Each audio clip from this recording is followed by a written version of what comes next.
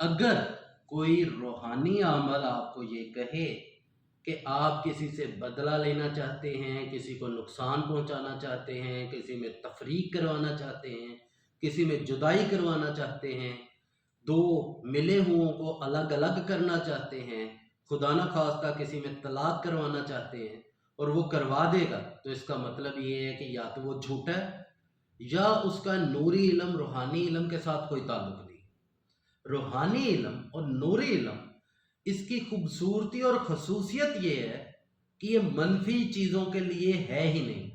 یہ منفی کاموں پر مرتب ہوتا ہی نہیں ہے، یہ منفی اعمال کے لیے بنا ہی نہیں ہے۔ بالخصوص جب بھی کوئی بندہ یہ کہے کہ وہ نوری علم کرتا ہے اور پھر ساتھ کوئی منفی چیز لے کے آئے، تو اس کا مطلب یہ سمجھ جائیں فوراً کہ وہ جھوٹا ہے، یا اس کا عمل جھوٹا ہے یا اس کا دعویٰ جھوٹا ہے۔ اگر وہ سچا ہے تو یہ بات ذہن میں رکھیے کہ نوری علم یا روحانی اعمال وہ ہمیشہ مثبت چیزوں کے لیے بنے، اور جو کوئی منفی عمل کرتا ہے، منفی چیزوں کے لیے کرتا ہے، منفی اعمال کے لیے کرتا ہے، اس کا مطلب یہ ہے کہ یا تو وہ جھوٹا ہے یا